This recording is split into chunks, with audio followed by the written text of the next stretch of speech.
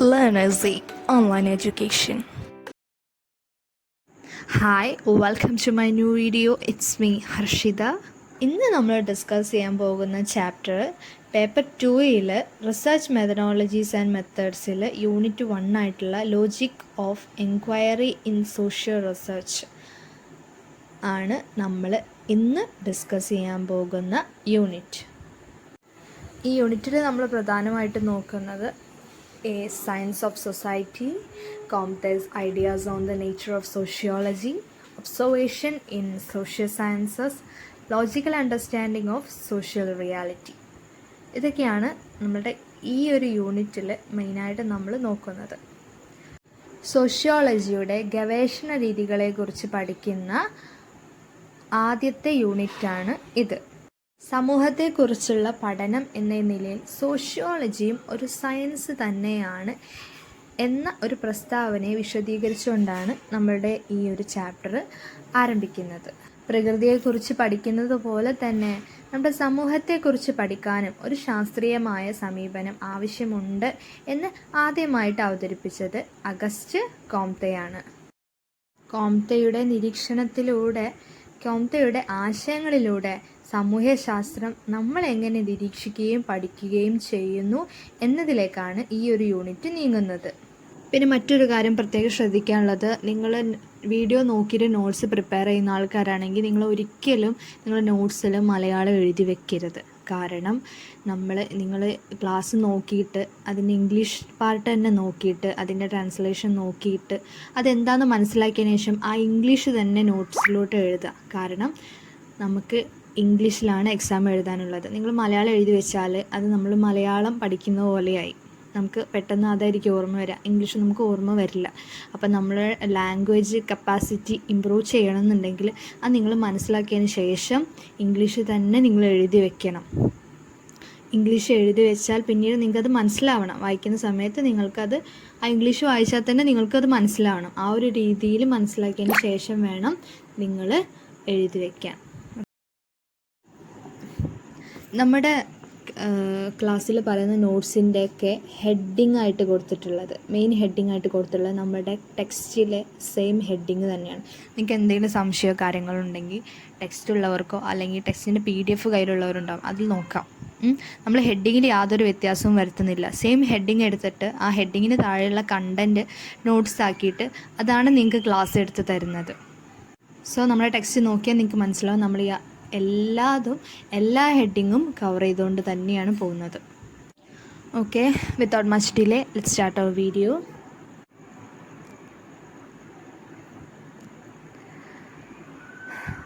Our first heading is 102, A Science of Society.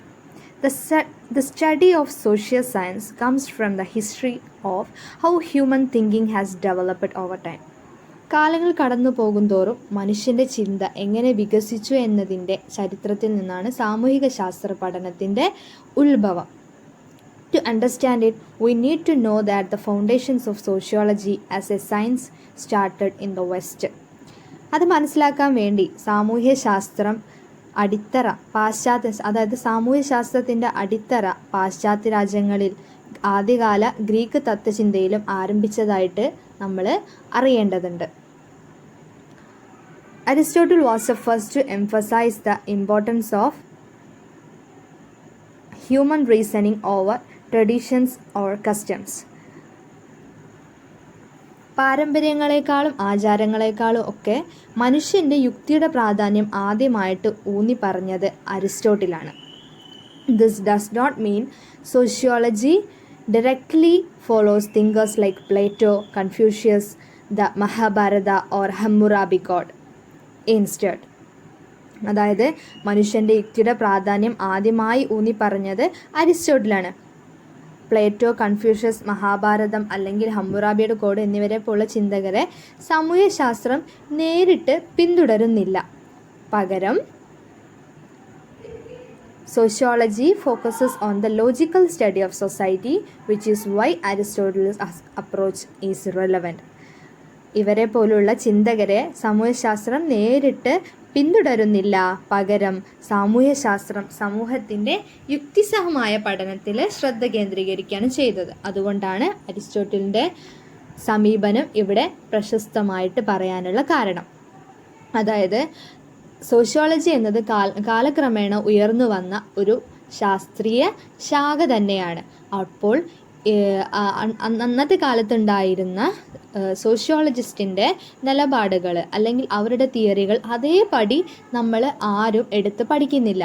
അത് വീണ്ടും പിൻകാലത്ത് വന്ന സാമൂഹിക ശാസ്ത്രജ്ഞർ അതിനെ തുറന്നു കാണിക്കുന്നുണ്ട്, അല്ലെങ്കിൽ അതിലൂടെ കടന്നുപോയി അതിലുള്ള കാര്യകാരണ ബന്ധങ്ങളെല്ലാം ചൂണ്ടിക്കാണിച്ച് പിന്നീടുണ്ടാകുന്ന തിയറികളും എല്ലാം നമ്മൾ പഠിക്കുന്നുണ്ട്. അതുപോലെ ഒരിക്കലും നമ്മൾ പഠിച്ചു വെക്കുന്നില്ല എന്നാണ് പറയുന്നത്. അതാണ് അരിസ്റ്റോട്ടിലിൻ്റെ പ്രസ്താവനകളൊക്കെ ഇത്രയും പ്രസക്തമാകാനുള്ള കാരണം എന്നാണ് പറയുന്നത്. For a long historical time, the advocates of logic had to fight with the domination of religion to establish the supremacy of human reason and mind over the supernatural domain or the will of God. വളരെ കാലത്തെ പരിശ്രമത്തിനൊടുവിലാണ് യുക്തിയുടെ വക്താക്കൾക്ക് അമാനുഷിക മണ്ഡലത്തിനോ ദൈവഹിതത്തിനോ മേൽ മനുഷ്യൻ്റെ യുക്തിയുടെയും മനസ്സിൻ്റെയും ആധിപത്യം സ്ഥാപിക്കാൻ മതത്തിൻ്റെ ആധിപത്യവുമായിട്ട് അവർക്ക് പോരാടേണ്ടി വന്നിട്ടുണ്ട്.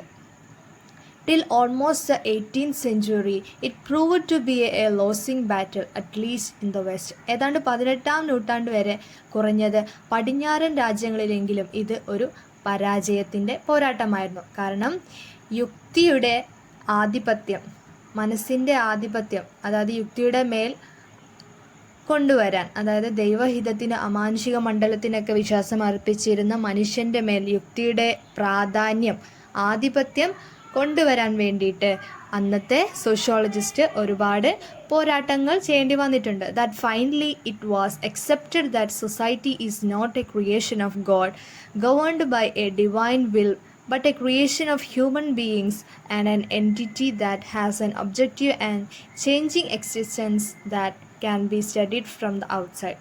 സമൂഹം ദൈവഹിതത്താൽ ഭരിക്കുന്ന ദൈവത്തിൻ്റെ ഒരു സൃഷ്ടി അല്ലെന്നും മനുഷ്യരുടെ സൃഷ്ടിയാണെന്നും പുറത്തുനിന്ന് പഠിക്കാൻ കഴിയുന്ന വസ്തുനിഷ്ഠവും മാറുന്നതുമായ അസ്തിത്വമുള്ള ഒരു അസ്തിത്വമാണെന്ന് ഒടുവിൽ അവരെല്ലാവരും അംഗീകരിച്ചു. അടുത്തത് 101 അരിസ്റ്റോട്ടിൽ. നമ്മുടെ ടെക്സ്റ്റിലൊരു ബോക്സ് ഉണ്ട്, അതിൽ അരിസ്റ്റോട്ടിലിനെ കുറിച്ച് പറയുന്നുണ്ട്. A student of Plato and the tutor of Alexander the Great, Aristotle lived around 300 BC. He put forward the most elementary form of a logical inquiry, namely a major premise, a minor premise, and a conclusion. If the first two were correct or based on facts, the conclusion would be correct too. For example, we have a major premise that all humans are mortal and a minor premise that Harry is a human. Then his conclusion would be that Harry is mortal. This form of reasoning is known as Aristotle's theory of syllogism or deductive reasoning as opposite to inductive reasoning. പ്ലേറ്റോയുടെ വിദ്യാർത്ഥിയും മഹാനായ അലക്സാണ്ടറിൻ്റെ അധ്യാപകനുമായ Aristotle BC 300 ജീവിച്ചിരുന്നു. അദ്ദേഹം ഒരു യുക്തിസഹമായ അന്വേഷണത്തിൻ്റെ ഏറ്റവും പ്രാഥമികമായ രൂപം മുന്നോട്ട് വെച്ചു. അതായത് ഒരു പ്രധാന പ്രമേയം, ഒരു ചെറിയ പ്രമേയം, ഒരു നിഗമനം. ആദ്യത്തെ 2 എണ്ണം ശരിയായതാണെന്നുണ്ടെങ്കിൽ, ശരിയായ വസ്തുതകൾ അടിസ്ഥാനമാക്കിയുള്ളതാണെങ്കിൽ നിഗമനവും ശരി തന്നെയായിരിക്കും.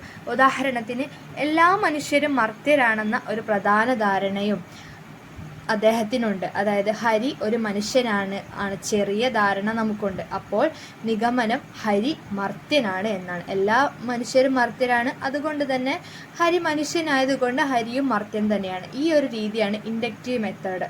ഇൻഡക്റ്റീവ് ന്യായവാദത്തിന് വിരുദ്ധമായി അരിസ്റ്റോട്ടിലിൻ്റെ സിലോജിസം അല്ലെങ്കിൽ ഡിഡക്റ്റീവ് റീസണിങ് എന്നാണ് ഈ ഒരു ന്യായവാദം അറിയപ്പെടുന്നത്. ഇതിൽ നമ്മൾ ഇൻഡക്റ്റീവ് മെത്തേഡ്, ഡിഡക്റ്റീവ് മെത്തേഡ് എന്താണെന്ന് പറഞ്ഞാലാണ് നമുക്ക് ഈ ഒരു കാര്യം മനസ്സിലാവുക. അത് നമ്മൾ അടുത്തായിട്ട് ഡിസ്കസ് ചെയ്യും.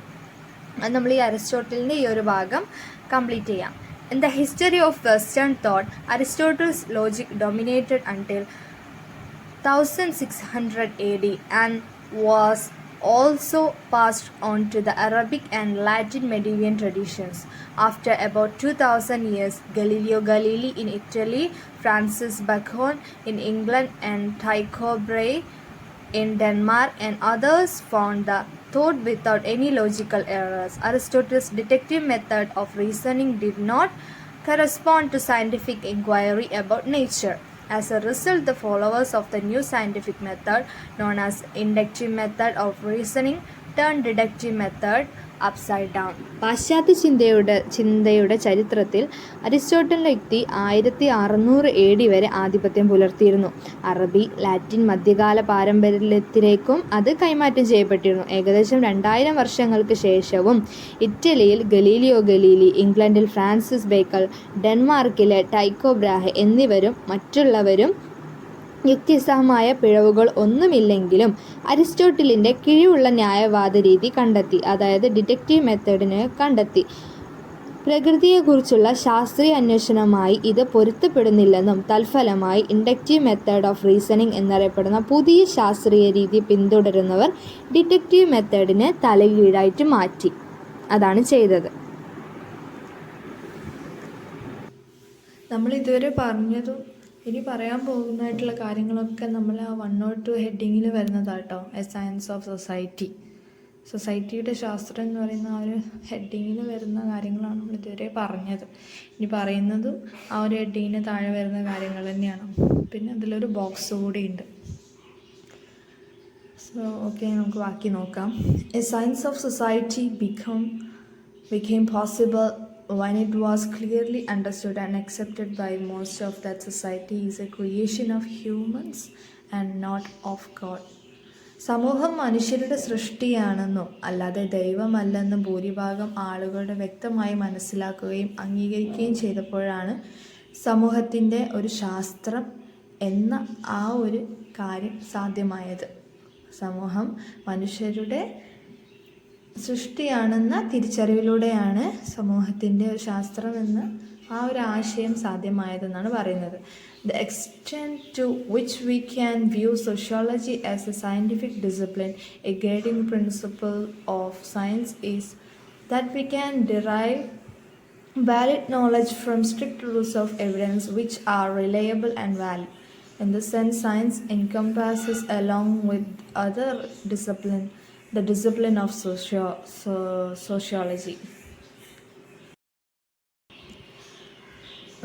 സാമൂഹ്യശാസ്ത്രത്തെ ഒരു ശാസ്ത്രീയ അച്ചടക്കമായിട്ട് നമുക്ക് എത്രത്തോളം കാണാൻ കഴിയും, അത് ഇത്രത്തോളം ആണെന്നാണ് പറയുന്നത്. ശാസ്ത്രത്തിൻ്റെ മാർഗനിർദ്ദേശ തത്വം വിശ്വസനീയവും സാധുതയുള്ളതുമായ കർശനമായ തെളിവുകളുടെ നിയമത്തിൽ നിന്ന് സാധുവായ അറിവ് ഇതിനുവേണ്ടി സാമൂഹ്യശാസ്ത്രത്തിൽ നിന്ന് നേടാനാകും എന്നതാണ്. ഈ അർത്ഥത്തിൽ ശാസ്ത്രം മറ്റ് വിഷയങ്ങൾക്കൊപ്പം സാമൂഹ്യ ശാസ്ത്രത്തിൻ്റെ അച്ചടക്കവും ഉൾക്കൊള്ളുന്നുണ്ട്.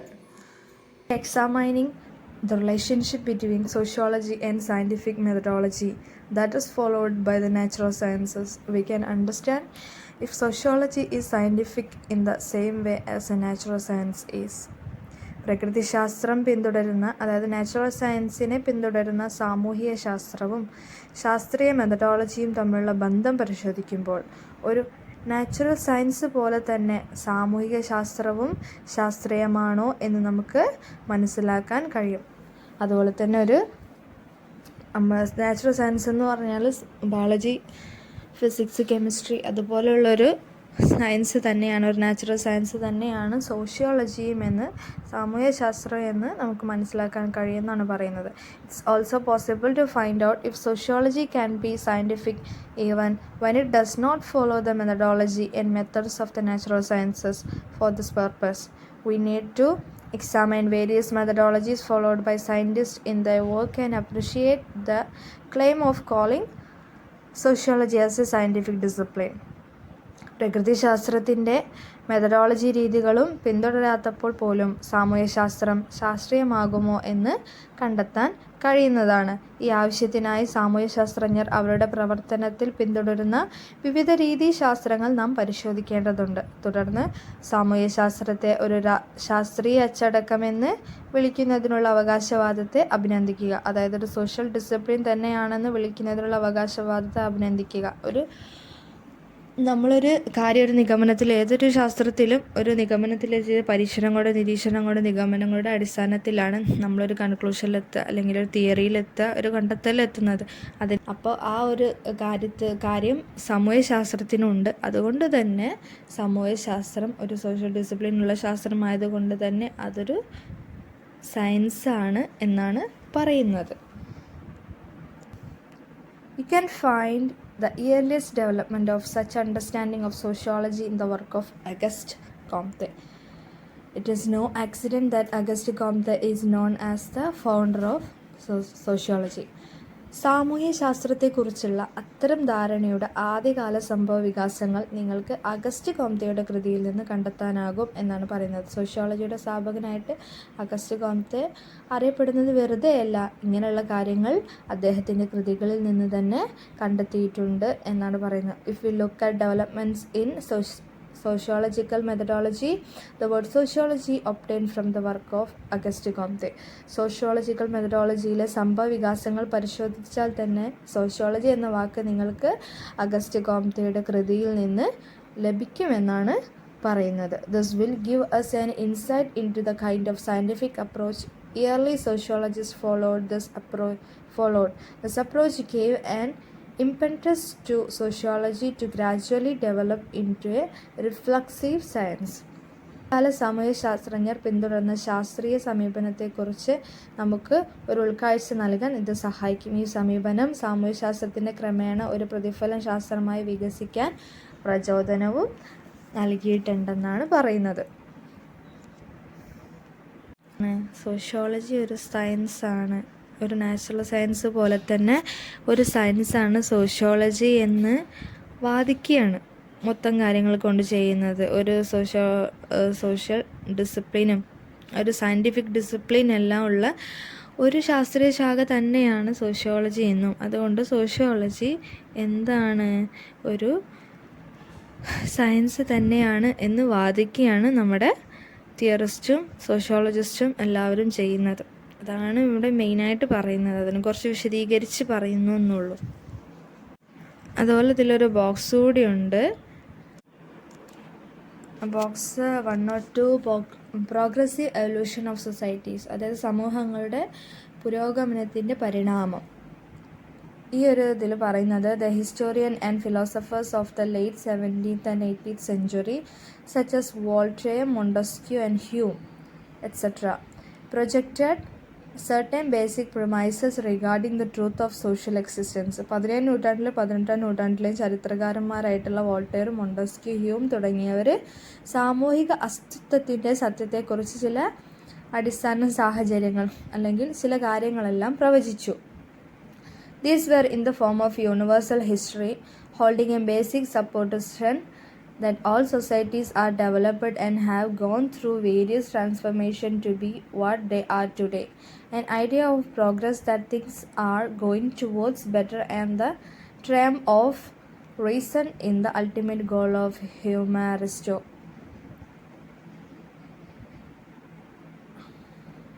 ഇവ ഒരു സാർവത്രിക സമൂഹത്തിൻ്റെ രൂപത്തിലായിരുന്നു എന്നാണ് പറയുന്നത്.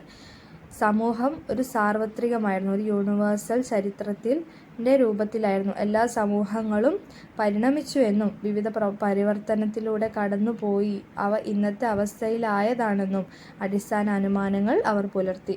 കാര്യങ്ങൾ മെച്ചപ്പെട്ടതിലേക്കാണ് പോകുന്നതെന്നും യുക്തിയുടെ വിജയമാണ് മനുഷ്യരാശിയുടെ ആത്യന്തിക ലക്ഷ്യമെന്നുമുള്ള പുരോഗതിയെക്കുറിച്ചുള്ള ഒരാശയമാണ് അവർ പറഞ്ഞത്. അതാണ് അവർ പ്രവചിച്ചത്.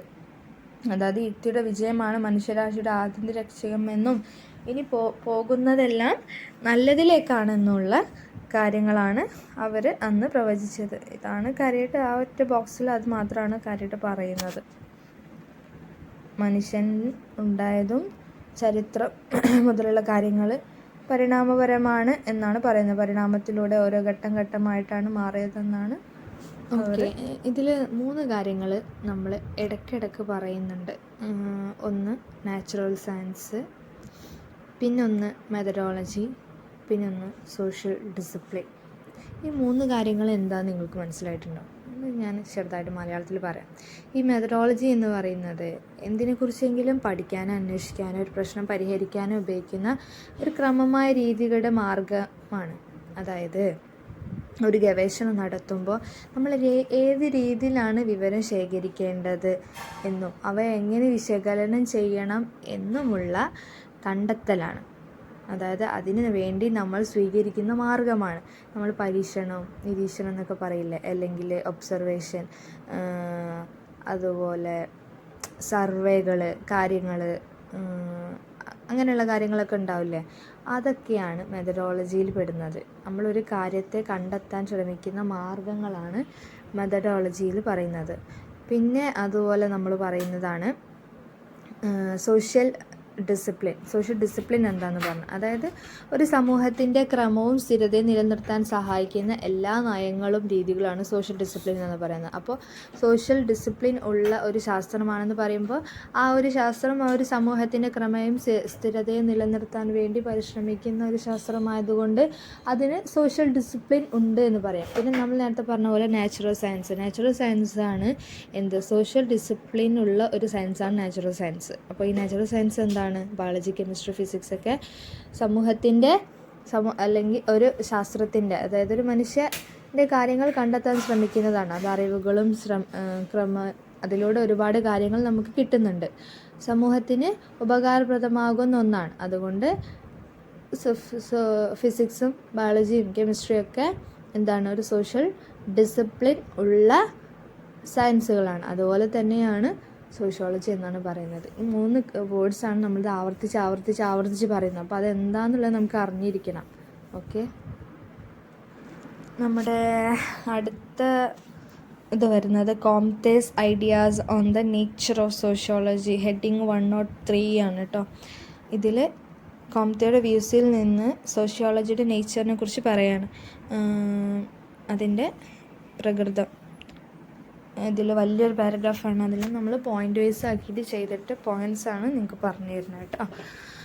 മെയിനായിട്ട് വരുന്ന പോയിൻറ്റ്സ്. അതിൽ first point, Comte's works in 19th century reflect his engagement with the methodology of scientific thought. 19ാം നൂറ്റാണ്ടിലെ കോംതയുടെ കൃതികളെല്ലാം തന്നെ ശാസ്ത്രീയ ചിന്തയുടെ മെത്തഡോളജിയെക്കുറിച്ചാണ് അദ്ദേഹത്തിൻ്റെ ഇടപെടലുകളൊക്കെ ഉണ്ടായിരുന്നത്.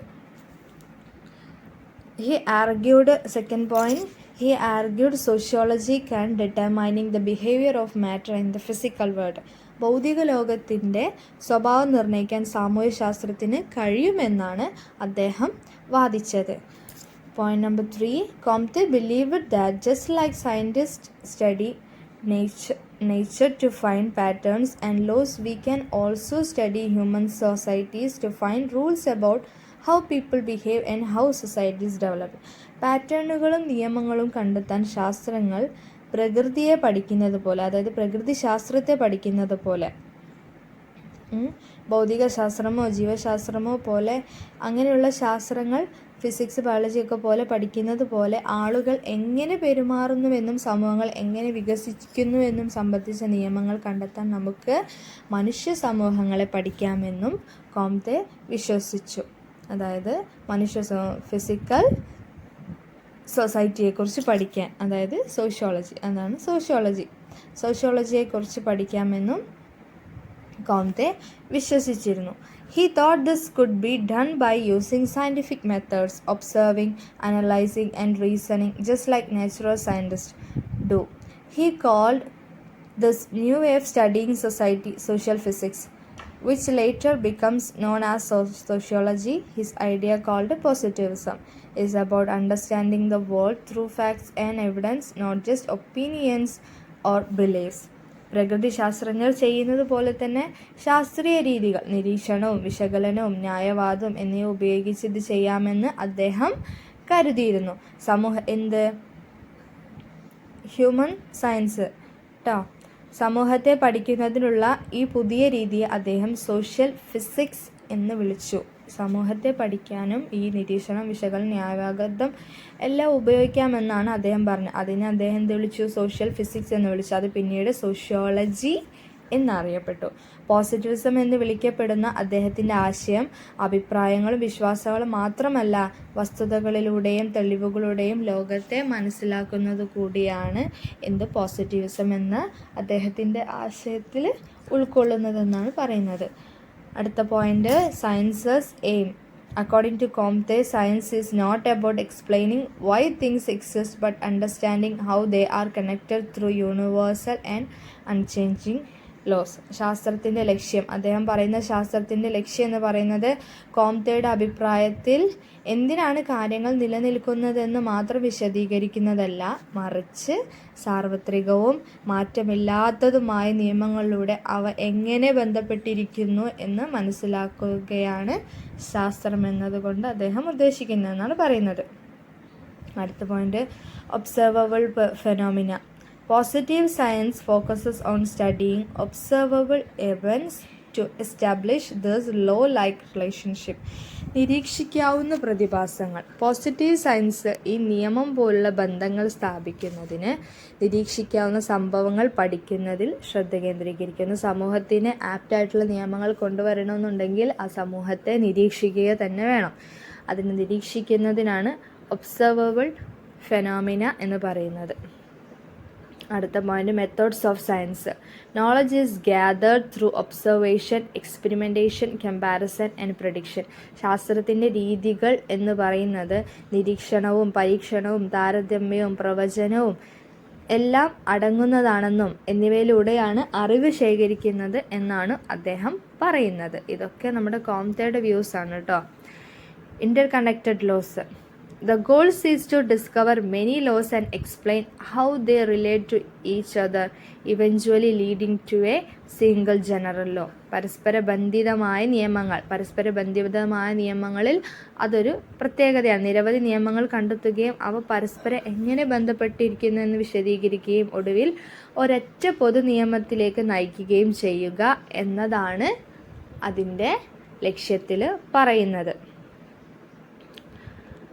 അടുത്ത point, positivism. Comte's positivism views science as a progressive discovery of laws and their connections, aiming for a unified understanding of the world. Positivism, കോംതെയുടെ പോസിറ്റിവിസം ശാസ്ത്രത്തെ നിയമങ്ങളുടെയും അവയുടെ ബന്ധങ്ങളുടെയും പുരോഗമനപരമായ കണ്ടെത്തലായി വീക്ഷിക്കുന്നു. ലോകത്തെക്കുറിച്ചുള്ള ഒരു ഏകീകൃത ധാരണയാണ് അദ്ദേഹം ലക്ഷ്യമിടുന്നത്. അടുത്ത പോയിന്റ്, നമ്മുടെ 10ാമത്തെ point, social and natural world. Comte believed the social world like the natural world is governed by objective and regular laws. സാമൂഹികവും പ്രകൃതിദത്തവുമായ പ്രകൃതി ലോകത്തെ പോലെ സാമൂഹിക ലോകവും വസ്തുനിഷ്ഠവും ക്രമവുമായ നിയമങ്ങളാൽ നിയന്ത്രിക്കപ്പെടുന്നുവെന്ന് കോംതെ വിശ്വസിച്ചു. പ്രകൃതി ലോകത്തെ പോലെ തന്നെ സാമൂഹിക ലോകവും വസ്തുനിഷ്ഠവും ക്രമവുമായ നിയമങ്ങളാൽ നിയന്ത്രിക്കപ്പെടുന്നുവെന്ന് അദ്ദേഹം വിശ്വസിച്ചു. അതായത് നമ്മുടെ നാച്ചുറൽ സയൻസിൽ കൂടുതൽ പ്രകൃതിയെക്കുറിച്ചല്ലേ പഠിക്കുന്നത്, പ്രകൃതിയെക്കുറിച്ചും പ്രകൃതിയിലുള്ള മനുഷ്യനെക്കുറിച്ചും മനുഷ്യൻ്റെ ഉള്ളിലുള്ള കാര്യങ്ങളെക്കുറിച്ച്, അതായത് മൈന്യൂട്ടായിട്ടുള്ള കാര്യങ്ങളെക്കുറിച്ചാണ് പറയുന്നത്. അത് എന്താണ്? വസ്തുനിഷ്ഠവും ക്രമവുമാണ് നിയമങ്ങൾ. അതിൽ മാറ്റമില്ലാതെ ഒരു വസ്തുവിനും അതിൻ്റെതായ പ്രത്യേക കടമകളുണ്ട്. അതുപോലെ തന്നെയാണ് നമ്മുടെ സൊസൈറ്റി എന്ന് പറയുന്നത്, നമ്മുടെ സാമൂഹിക ലോകവും അതുപോലെ തന്നെയാണെന്നാണ് പറയുന്നത്.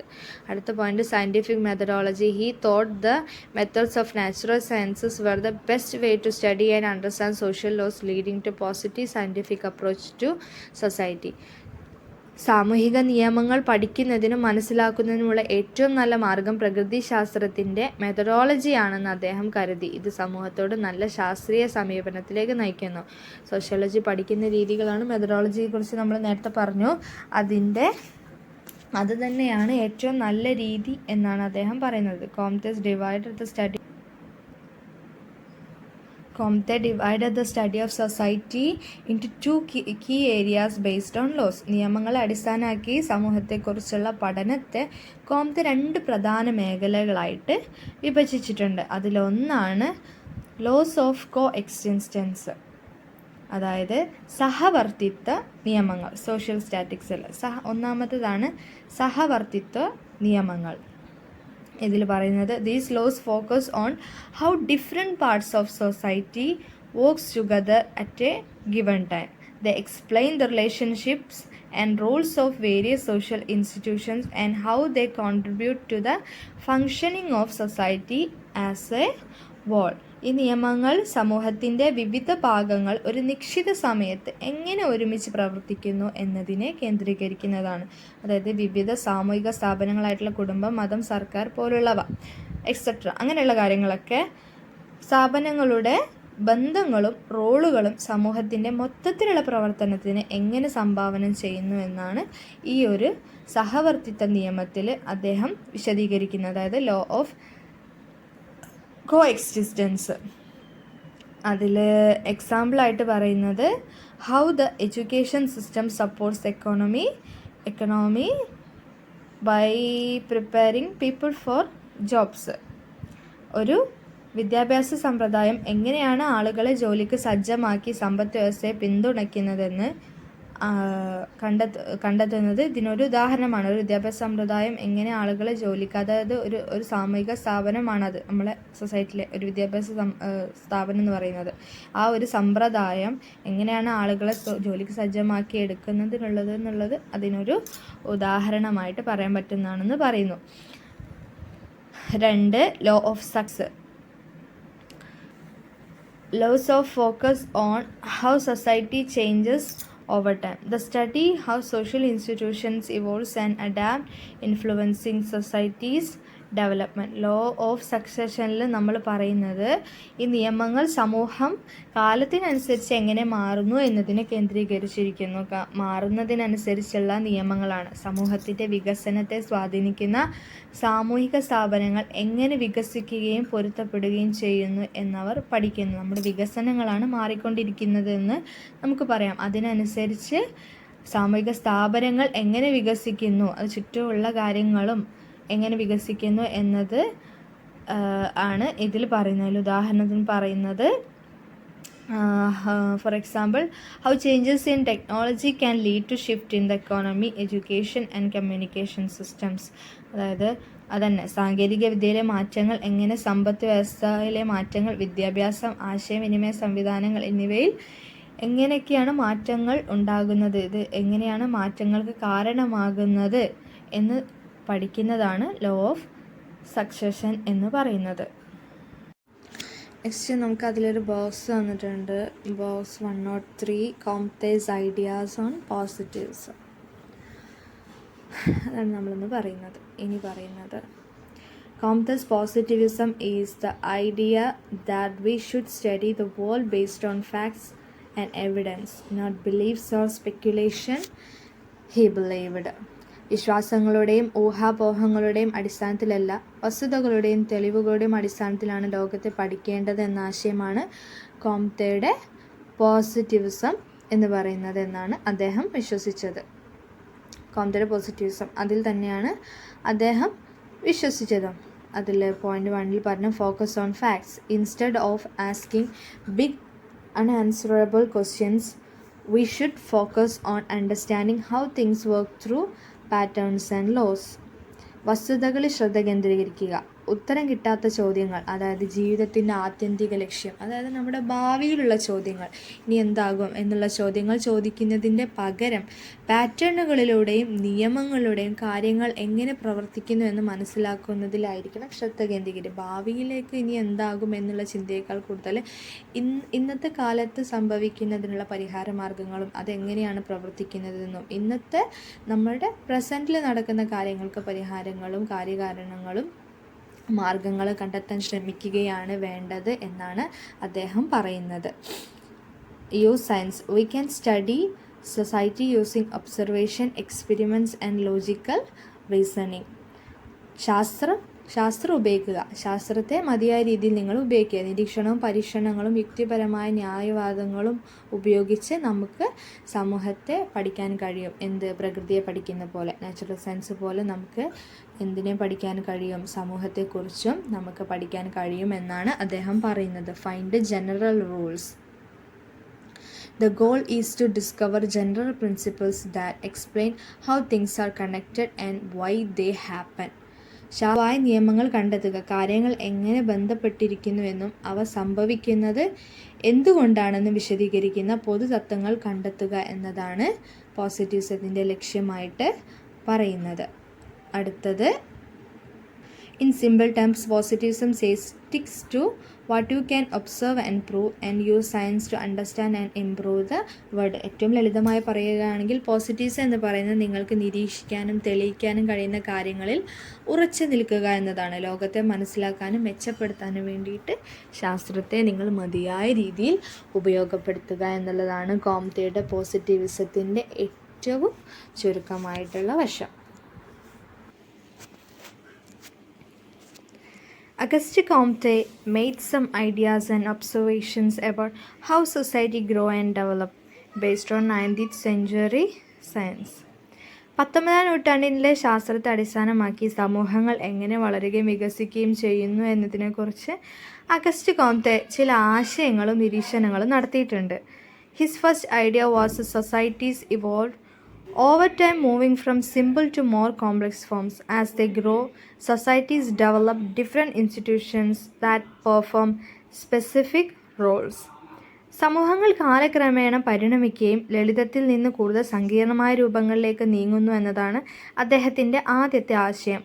അവർ വളരുമ്പോൾ സമൂഹങ്ങൾ പ്രത്യേക റോളുകൾ നിർവഹിക്കുന്ന വ്യത്യസ്ത സ്ഥാപനങ്ങളെ വികസിപ്പിക്കുന്നുണ്ട്.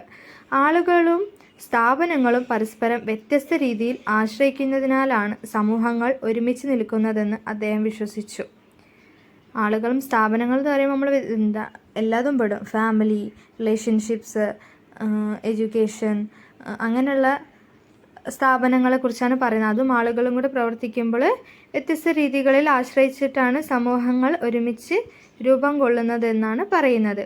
He believed the society stayed together because the people and institutions rely on each other in different ways. Okay, societies don't fall apart despite these changes. He believed that societies stay together because people and institutions rely on each other in different ways.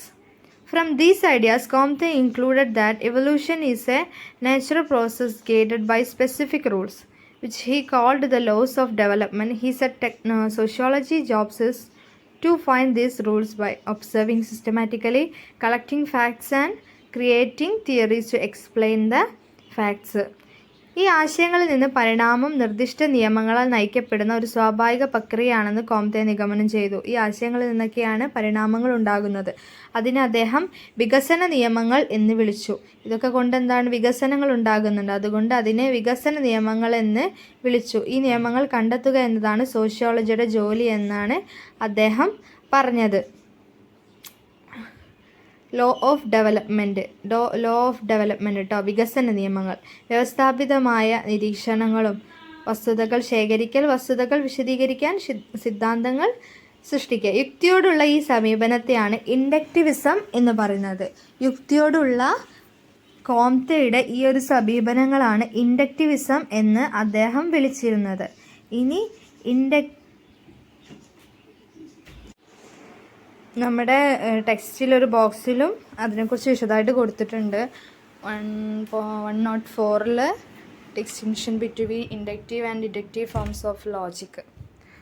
അപ്പോൾ inductive and deductive logic എന്താണെന്നുള്ളത് നമുക്കൊന്ന് ചെറുതായിട്ട് നോക്കാം.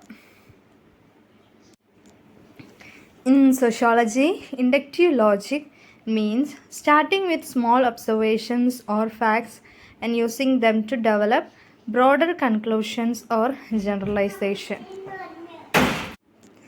സമൂഹശാസ്ത്രത്തിൽ inductive logic എന്ന് പറയുന്നത് ചെറിയ ചെറിയ വസ്തുക്കളെയും നിരീക്ഷണങ്ങളെ അടിസ്ഥാനമാക്കി വലിയ നിഗമനങ്ങളിലേക്ക് എത്തുന്നതിനെയാണ് ഇൻഡക്റ്റീവ് ലോജിക് എന്ന് പറയുന്നത്. ഉദാഹരണം പറയുകയാണെങ്കിൽ By studying a small community, we can observe how people cooperate with each other. Based on this data, we can conclude that larger societies may function in similar way. ഒരു ചെറിയ സമൂഹത്തെ പരിശോധിച്ച് അവിടെയുള്ള ആളുകൾ പരസ്പരം എങ്ങനെ സഹകരിക്കുന്നു എന്ന് പഠിക്കുന്നു. ഈ ഡാറ്റയെ അടിസ്ഥാനമാക്കിയിട്ട് വലിയ സമൂഹങ്ങളുടെ സമാനമായ രീതിയിൽ പ്രവർത്തിക്കുന്നു എന്ന് നിഗമനം ചെയ്യാം. അതായത് ചെറിയ സമൂഹങ്ങളുടെ ആളുകൾ എങ്ങനെ പ്രവർത്തിക്കുന്നു എന്ന് നോക്കി വലിയ സമൂഹങ്ങളുടെ ആളുകളെ എങ്ങനെ പ്രവർത്തിക്കുന്നു എന്നതിന് നിഗമനത്തിലെത്താൻ പറ്റും എന്നാണ് ഇതിൽ പറയുന്നത്. അതിനാണ് ഇൻഡക്റ്റീവ് ലോജിക് എന്ന് പറയുന്നത്. ചെറിയ ചെറിയ വസ്തുക്കളെ നിരീക്ഷണങ്ങൾ അടിസ്ഥാനമാക്കി വലിയ കാര്യങ്ങളുടെ നിഗമനങ്ങളിൽ എത്തിച്ചേരുന്നതിനെയാണ് ഇൻഡക്റ്റീവ് മെത്തേഡ് എന്ന് പറയുന്നത്. അടുത്തത് ഡിഡക്റ്റീവ് മെത്തേഡാണ്. The deductive method is a way of reasoning where you start with a general principle or theory and apply it to specific situation to draw conclusion. Start with a big idea, apply to a small example, make a conclusion based on that. നിങ്ങളൊരു പൊതു തത്വത്തിലോ സിദ്ധാന്തത്തിലോ ആരംഭിച്ച് നിഗമനങ്ങളിൽ എത്തിച്ചേരുന്നതിന് നിർദ്ദിഷ്ട സാഹചര്യങ്ങളിൽ അത് പ്രയോഗിക്കുന്ന യുക്തിസഹമായ രീതിയാണ് ഡിഡക്റ്റീവ് മെത്തേഡ്. അതായത് ഒരു വലിയ ആശയത്തോടെ ആരംഭിക്കുകയും ഒരു ചെറിയ ഉദാഹരണത്തിലേക്ക് ഇത് പ്രയോഗിക്കുകയും അതിൻ്റെ അടിസ്ഥാനത്തിൽ ഒരു നിഗമനത്തിൽ എത്തിച്ചേരുകയും ചെയ്യുക എന്നതാണ് പറയുന്നത്. ഫോർ എക്സാമ്പിൾ, ഇത് മുകളിൽ നിന്ന് താഴേക്കാണ് പ്രവർത്തിക്കുന്നത്. ഫോർ എക്സാമ്പിൾ പറയുകയാണെങ്കിൽ ഓൾ ബേർഡ്സ് ക്യാൻ ഫ്ലൈ. എല്ലാ പറവകൾക്കും പറക്കാൻ സാധിക്കും. A parrot is a bird. ഒരു പാരറ്റ് ഒരു ബേർഡാണ്. Therefore a parrot can fly. അതുകൊണ്ട് തന്നെ എല്ലാ പറവകൾക്കും പറക്കാൻ സാധിക്കുന്നത് കൊണ്ട് തന്നെ പാരറ്റ് ഒരു പറവയാണ്. അതുകൊണ്ട് തന്നെ പാരറ്റിനും പറക്കാൻ കഴിയും.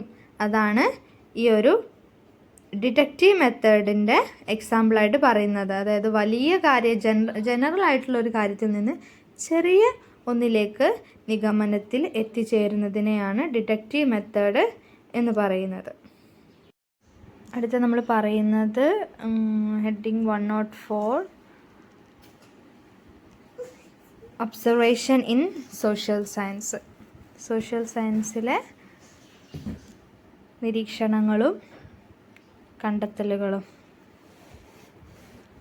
നിരീക്ഷണങ്ങളാണ് നമ്മൾ നോക്കുന്നത്. അതിൽ ഒരു ബോക്സ് നമുക്ക് കൊടുത്തിട്ടുണ്ട്. 106 എന്ന് പറഞ്ഞിട്ട് നോമോത്തറ്റിക് ആൻഡ് ഐഡിയോഗ്രാഫിക് എക്സ്പ്ലനേഷൻ. ഈ നോമോത്തറ്റിക്കും ഐഡിയോഗ്രാഫിക്കും ആണ് ഈ ഒരു പാരഗ്രാഫ്സിൽ കൂടുതലായിട്ട് പറയുന്നത്. അപ്പോൾ ആദ്യം തന്നെ നമുക്ക് അതൊന്ന് നോക്കാം. എങ്കിലേ നമുക്ക് പിന്നീട് അത് പറയുന്ന കാര്യങ്ങൾ നമുക്ക് മനസ്സിലാവുള്ളൂ. അപ്പോൾ നമുക്ക് ആദ്യം തന്നെ അത് നോക്കാം. ആദ്യം തന്നെ നോമോത്തറ്റിക് എന്ന് പറയുന്നത് പൊതുവായിട്ടുള്ള മാതൃകകൾ കണ്ടെത്താൻ ശ്രമിക്കുന്നതാണ്. പൊതുവായിട്ടുള്ള മാർഗങ്ങൾ കണ്ടെത്താൻ വേണ്ടി സഹായിക്കുന്ന. Focuses on finding general laws or patterns and apply to large groups of phenomena. വലിയ ഗ്രൂപ്പുകൾക്കോ പ്രതിഭാസങ്ങൾക്കോ ബാധകമായിട്ടുള്ള പൊതുവായ നിയമങ്ങളും പാറ്റേണുകളും കണ്ടെത്താൻ ആണ് ശ്രമിക്കുന്നത്. Useful in identifying trends and commonalities across different cases. വ്യത്യസ്ത സന്ദർഭങ്ങളിലുടനീളം ട്രെൻഡുകളും പൊതുതത്വങ്ങളും തിരിച്ചറിയുന്നതിന് ഉപകാരപ്രദമാണ്. ഫോർ എക്സാമ്പിൾ പറയുകയാണെങ്കിൽ study shows that poverty increases the likelihood of crime. This is a general pattern that applies broadly to many societies. ദാരിദ്ര്യം കുറ്റകൃത്യങ്ങളുടെ സാധ്യത വർദ്ധിപ്പിക്കുന്നു എന്ന് ഒരു പഠനം കാണിക്കുന്നുണ്ട്. ഇത് പല സമൂഹങ്ങൾക്കും വ്യാപകമായി ബാധകമായ ഒരു പൊതു മാതൃകയാണ്. അതുപോലെ തന്നെ another example is research that states industrialisation leads to urbanisation. വ്യവസായികവൽക്കരണം നഗരവൽക്കരണത്തിലേക്ക് നയിക്കുന്നു എന്ന് പറയുന്നത് മറ്റൊരു ഗവേഷണമാണ്. ഇതൊക്കെ എന്തിൻ്റെ ഉദാഹരണങ്ങളാണ്? നോമോത്തറ്റിക്, അതായത് പൊതുമാതൃകകൾ കണ്ടെത്താൻ ശ്രമിക്കുകയാണ്. പൊതുവായിട്ടുള്ള എല്ലായിടത്തും കണ്ടുവരുന്ന മാതൃക. ഒരു സ്ഥലത്ത് ഒരു മാതൃക ഉണ്ടെങ്കിൽ ഇപ്പോൾ ഈ പോവർട്ടി ക്രൈമിനെ അധികരിപ്പിക്കുന്നുള്ളത് ഒരു സ്ഥലത്തുണ്ടെങ്കിൽ അത് മറ്റുള്ള എല്ലാ ലോകത്തും അത് ഒരുപോലെ ആയിരിക്കും എന്നുള്ളതാണ്. അടുത്തത് പറയുന്നത് ഐഡിയോഗ്രാഫിക്കാണ്. Idiographic is about specific detailed explanation of individual cases. വ്യക്തിഗത സാഹചര്യങ്ങൾക്കും അർത്ഥവും കണ്ടെത്തുകയും ചെയ്യുന്നതിനെയാണ് ഐഡിയോഗ്രാഫിക് എന്ന് പറയുന്നത്. വ്യക്തിഗത കേസുകളുടെ നിർദ്ദിഷ്ടവും വിശദവുമായ വിശദീകരണങ്ങളെക്കുറിച്ച് ഐഡിയോഗ്രാഫിക് പറയുന്നു. Why did John lose his job? ഒരാളുടെ വ്യക്തിപരമായിട്ടുള്ള കാര്യങ്ങളെക്കുറിച്ച് പറയുന്നതാണ് ഐഡിയോഗ്രാഫിക്. ഒരാളുടെ ജോലി നഷ്ടപ്പെടുന്നത് അല്ലെങ്കിൽ ഒരാൾക്ക് ജോലി കിട്ടുന്നത് പോലെയുള്ള ഒരാളുടെ വ്യക്തിഗതമായ കാര്യങ്ങൾ, ഒരാളുടെ വ്യക്തിപരമായിട്ടുള്ള കാര്യങ്ങളെക്കുറിച്ച് പറയുന്നതിനെയാണ് ഐഡിയോഗ്രാഫിക് എന്ന് പറയുന്നത്. സോ നമുക്കിനി അപ്പോൾ നമ്മുടെ മെയിൻ ഹെഡിങ് ആയിട്ടുള്ള ഒബ്സർവേഷൻ ഇൻ സോഷ്യൽ സയൻസിലോട്ട് കടക്കാം. It's clear that unlike the observation conducted in the natural sciences that depends only on sense of the observer, the observation in social sciences need the participation of the observed. While one can rely on the sense to see what is happening, one needs to inquiry for the actors as to what is the meaning of their acts for an explanation to take place. Let us take for example the utter bewilderment,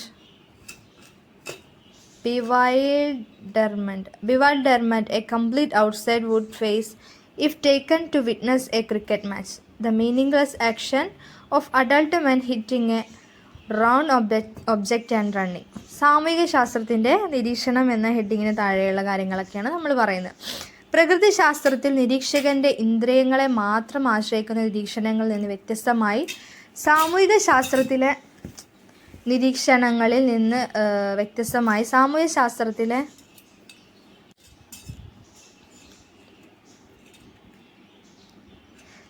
ശാസ്ത്രത്തിലെ നിരീക്ഷകൻ്റെ ഇന്ദ്രിയങ്ങളെ മാത്രം ആശ്രയിക്കുന്ന ഒരു തത്വത്തിൽ നിന്ന് വ്യത്യസ്തമായിട്ട് സാമൂഹിക ശാസ്ത്രത്തിൽ നിരീക്ഷകരുടെ പങ്കാളിത്തം ആവശ്യമാണെന്ന് വ്യക്തമാണ്. എന്താണ് സംഭവിക്കുന്നതെന്ന് കാണാൻ ഒരാൾക്ക് ഇന്ദ്രിയങ്ങളെ ആശ്രയിക്കാൻ കഴിയുമെങ്കിലും എന്തെങ്കിലും വിശദീകരണം നടക്കണമെങ്കിൽ അവരുടെ പ്രവൃത്തികളുടെ അർത്ഥം എന്താണെന്ന് അഭിനേതാക്കളിൽ നിന്ന് അന്വേഷിക്കേണ്ടതുണ്ട്. അതായത് ഒരു ക്രിക്കറ്റ് മത്സരത്തിന് സാക്ഷ്യം വഹിക്കാൻ പോയാൽ ഒരു പൂർണ്ണ പുറജാതി അഭിമുഖീകരിക്കുന്ന പരിഭ്രാന്തി നമുക്ക് ഉദാഹരണമായി എടുക്കാം. പ്രായപൂർത്തിയായ പുരുഷന്മാർ ഒരു വൃത്താകൃതിയിലുള്ള വസ്തുവിൽ തട്ടി ഓടുന്നതിൻ്റെ അർത്ഥശൂന്യമായ പ്രവർത്തനങ്ങൾ, അതാണ് ഒരു ക്രിക്കറ്റ് കളി നടക്കുന്നത്. ഉദ്ദേശിക്കുന്നത് വെച്ചാൽ ഒരു സംഭവം നമ്മൾ കാണുമ്പോൾ അതിപ്പോൾ ഒരു ക്രിക്കറ്റിനെ മുൻനിർത്തിയാണെങ്കിൽ ഒരുപാട് പേര് ബാറ്റും പിടിച്ച് അങ്ങോട്ടും ഇങ്ങോട്ടും ഓടുന്നു എന്നതിൽ നിന്ന് വ്യത്യസ്തമായിട്ട് എന്താണ് ക്രിക്കറ്റ്, അത് ഒരു ഗെയിമാണെന്നും ആ ഗെയിമിലെ സ്പിരിറ്റും കാര്യങ്ങളും എന്തിനാണ് ആ ഗെയിം കളിക്കുന്നത് എന്ന് ഉള്ള ആ ഒരു ബോധ്യം മാറ്റി നിർത്തിയാൽ അത് വെറും ഒരു ആവശ്യമില്ലാത്ത ഓട്ടം മാത്രമായിട്ട് മാറും എന്നാണ് പറയുന്നത്. We must be clear about what is it that we are going to interpret. In other words, what is the nature of observation on which we rely as our base data. നമ്മൾ വ്യാഖ്യാനിക്കാൻ പോകുന്നത് എന്താണെന്ന് വ്യക്തമായിരിക്കണം. മറ്റൊരു വിധത്തിൽ പറഞ്ഞ് നമ്മുടെ അടിസ്ഥാന ഡാറ്റയായി നാം ആശ്രയിക്കുന്ന നിരീക്ഷണത്തിൻ്റെ സ്വഭാവം എന്താണെന്ന് നമ്മൾ അറിഞ്ഞിരിക്കണം. അതാണ് ഒബ്സർവേഷൻ എന്ന് പറയുന്നത്. ഏതൊരു കാര്യത്തിനും നമ്മൾക്ക് ഒബ്സർവേഷൻ ആവശ്യമാണ്. നമ്മൾ നോക്കിക്കാണുന്ന കാര്യം അതെന്താണെന്നും അത് എന്തിനു വേണ്ടിയുള്ളതാണെന്നും ഏത് തരത്തിലുള്ളതാണെന്നും നമ്മൾ അറിഞ്ഞിരിക്കണം എന്നാണ് ഇതിലൂടെ പറയുന്നത്. Sociology is called the science of society. So, it aims to find general rules, normative, instead of focusing on specific cases. Idiographic. Early sociologists believed that society operates like natural objects following general laws just as nature does. This idea was important because it moved society away from being seen and controlled by divine or supernatural forces instead. Society was seen as human-made system that could be studied scientifically. സോഷ്യോളജിയെ സമൂഹത്തിൻ്റെ ശാസ്ത്രം എന്ന് വിളിക്കുന്നു. അത് നമ്മൾ നേരത്തെ നോക്കി. സമൂഹത്തിൻ്റെ ശാസ്ത്രം എന്നാണ് സോഷ്യോളജി വിളിക്കുന്നത്. അതുകൊണ്ട് തന്നെ നിർദ്ദിഷ്ട കേസുകൾ, ഐഡിയോഗ്രാഫിക്കായിട്ട് നോമോത്തറ്റിക് ആയിട്ടുള്ള കേസുകൾ കണ്ടെത്തുക തന്നെയാണ് ഇത് ലക്ഷ്യമിടുന്നത്.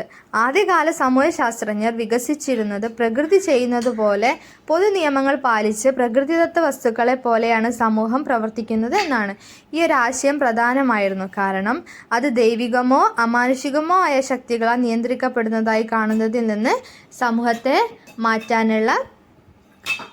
മാറ്റി ശാസ്ത്രീയമായി പഠിക്കാൻ കഴിയുന്ന മനുഷ്യനിർമ്മിത സംവിധാനമാണ് മനുഷ്യ സമൂഹം എന്നത് പിന്നീട് കണ്ടെത്തുകയും അതെല്ലാവരും അംഗീകരിക്കുകയും ചെയ്തു എന്നാണ് പറയുന്നത്. ഇതിൽ 2 അപ്രോച്ചസ് ഇൻ സോഷ്യോളജി എന്ന് പറയുന്ന ഒരു ഭാഗമുണ്ട്.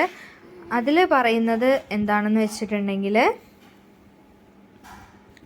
Finding general rules. അതിലൊന്ന് 2 അപ്രോച്ചസ് ഇൻ സോഷ്യോളജിയിൽ 1 ഫൈൻഡിങ് ജനറൽ റൂൾസ്, പൊതു നിയമങ്ങൾ കണ്ടെത്തുക എന്നുള്ളതാണ്. Some sociologist aim to find universal laws about how society works similar to natural sciences. They analyze data, practices, and institutions to understand patterns and make general statements. പൊതു നിയമങ്ങൾ കണ്ടെത്തുക. പ്രകൃതി ശാസ്ത്രത്തിന് സമാനമായി സമൂഹം എങ്ങനെ പ്രവർത്തിക്കുന്നു എന്നതിനെക്കുറിച്ചുള്ള സാർവത്രിക നിയമങ്ങൾ കണ്ടെത്താൻ ചില സാമൂഹ്യ ശാസ്ത്രജ്ഞർ ലക്ഷ്യമിടുന്നു. പാറ്റേണുകൾ മനസ്സിലാക്കുന്നതിനും പൊതുവായ പ്രസ്താവനകൾ നടത്തുന്നതിനും അവർ ഡാറ്റാ സമ്പ്രദായങ്ങൾ, സ്ഥാപനങ്ങൾ എന്നിവ വിശകലനം ചെയ്യുന്നു. ഉദാഹരണം, സമൂഹങ്ങളിലെ ചില പെരുമാറ്റങ്ങൾ സംഭവിക്കുന്നത് എന്തുകൊണ്ടാണെന്ന് കണ്ടെത്താൻ ശ്രമിക്കുന്നു. Studying specific context. Others argue that society is too diverse and complex to find universal rules. Instead, sociology should focus on specific cultures, local interactions, and unique social situations to understand different contexts. പ്രത്യേക സന്ദർഭങ്ങളെക്കുറിച്ച് പഠിക്കുക.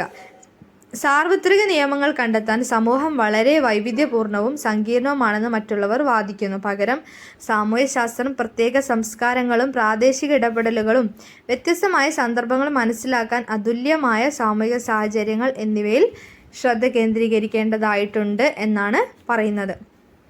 പ്രത്യേക സന്ദർഭങ്ങളെക്കുറിച്ചും എപ്പോഴും കണ്ട് സാധ്യതയില്ലാത്ത പ്രത്യേക സന്ദർഭങ്ങൾ, ഇപ്പോൾ പ്രകൃതി പ്രതിഭാസങ്ങൾ ഒക്കെ എപ്പോഴും കണ്ടുവരില്ലാത്ത കാര്യങ്ങൾ, അതിനെക്കുറിച്ച് പഠിക്കുന്നതും എല്ലാം സോഷ്യോളജിയുടെ അപ്രോച്ചുകളിൽ പെടുന്ന കാരണമാണ്. ഈ ഒരു കാര്യത്തിൻ്റെ പ്രധാന ആശയം എന്ന് പറഞ്ഞാൽ യഥാർത്ഥ ലോകം ഡാറ്റയും പൊതു പ്രശ്നങ്ങളുമായി ഇടപഴകുമ്പോൾ സാമൂഹ്യശാസ്ത്രം അഭിവൃദ്ധി പ്രാപിക്കുന്നു.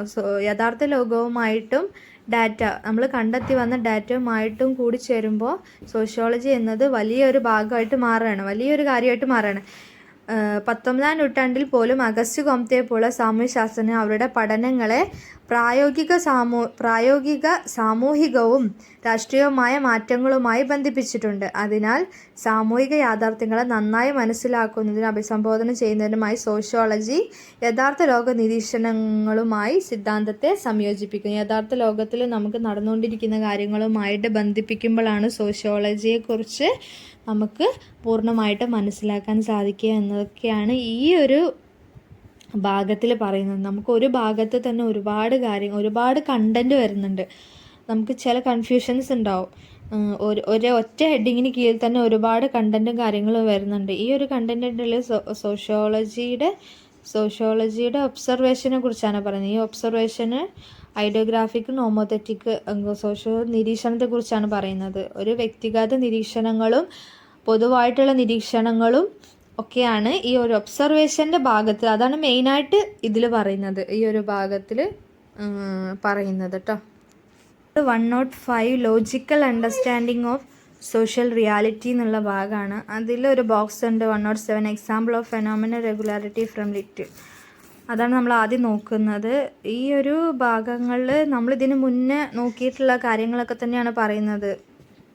അതുപോലെ MSO 1 നമ്മൾ ചർച്ച ചെയ്ത കുറച്ച് കാര്യങ്ങളൊക്കെയാണ് അതിൽ പറയുന്നത്. വേറെ പ്രത്യേകിച്ചൊന്നുമില്ല.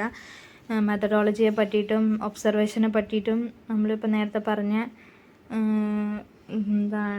സോഷ്യോളജി ഒരു സയൻസാണ് എന്നുള്ള ഭാഗങ്ങളെക്കുറിച്ചൊക്കെയാണ് പറയണത്. അല്ലാതെ പ്രത്യേകിച്ചൊന്നും അതിൽ പറയണതിൽ കുറച്ച് ഇമ്പോർട്ടൻ്റ് ആയിട്ടുള്ളത് ആ ഒരു ബോക്സാണ് 107. അതെന്താണെന്ന് നമുക്കൊന്ന് നോക്കാം. The example of phenomenal regularity.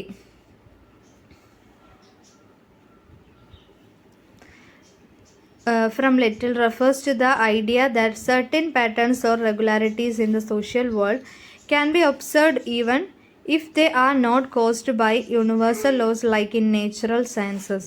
In sociology, phenomenal regularity describes the consistent patterns of behavior or events that occurs in the society, but these patterns do not necessarily follow strict scientific laws. Phenomenal regularity എന്ന് പറയുന്നത് സാമൂഹിക ലോകത്ത് കാണപ്പെടുന്ന പാറ്റേണുകളെ സൂചിപ്പിക്കുന്നു. ഇവ ഒരു പ്രത്യേക പരിധിയിൽ സ്ഥിരമായി ഉണ്ടാകുന്ന സംഭവങ്ങളായിരിക്കാമെങ്കിലും അത് സ്വാഭാവിക ശാസ്ത്രങ്ങളിൽ കാണപ്പെടുന്ന പോലെ ഉറപ്പുള്ള, അതായത് നിർബന്ധമായി ചെയ്യേണ്ട നിയമങ്ങൾ പോലെ കർശനമായവയല്ല.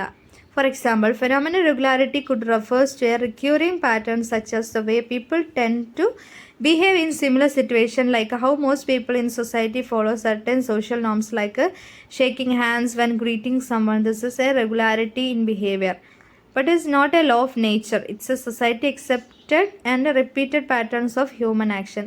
ഉദാഹരണത്തിന് പറയുകയാണെങ്കിൽ ഫിനോമിനൽ റെഗുലാരിറ്റി എന്ന് പറയുന്നത് വളരെ എളുപ്പമാണ്.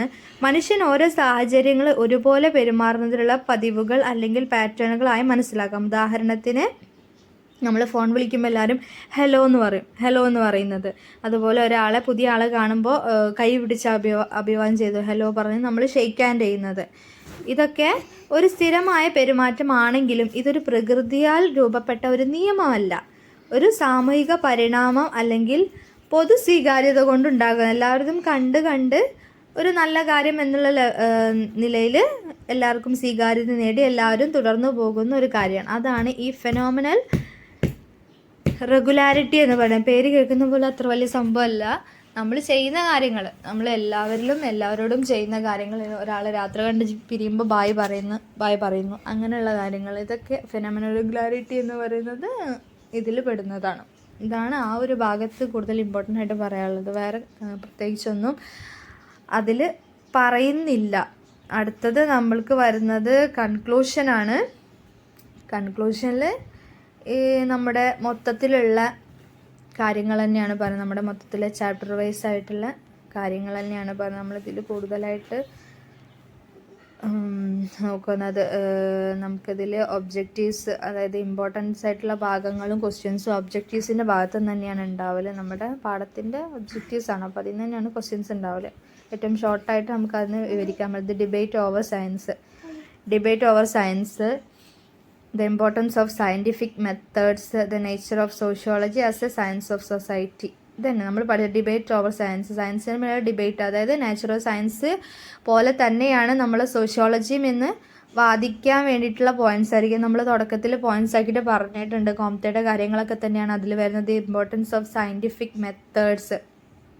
അപ്പോൾ നമ്മുടെ സയൻറ്റിഫിക് മെത്തേഡ്സിൻ്റെ ഇമ്പോർട്ടൻസ് ആണ് പറയുന്നത്. അത് ഒരുപാട് കാര്യങ്ങൾ വരുന്നുണ്ട്, ഒബ്സർവേഷനും കാര്യങ്ങളും ഒക്കെ വരുന്നുണ്ട്. നമ്മൾ കണ്ടെത്തലുകളും കാര്യങ്ങളും ഒക്കെ അതിൽ വരുന്നുണ്ട്. 3-4 പോയിൻറ്റ്സ് ഒക്കെ ഉണ്ട് നമ്മളതൊക്കെ. The nature of sociology as A science of society, nature of sociology as A science of society. അപ്പോൾ സോഷ്യോളജിയുടെ നേച്ചറും അതുപോലെ ആസ് എ സയൻസ് ഓഫ് സൊസൈറ്റിയുടെ സയൻസ് ആയിട്ട് വരുന്ന സമയത്ത് നമ്മുടെ സോഷ്യോളജിയുടെ നേച്ചറിനെ കുറിച്ചൊക്കെയാണ് പറയുന്നത്.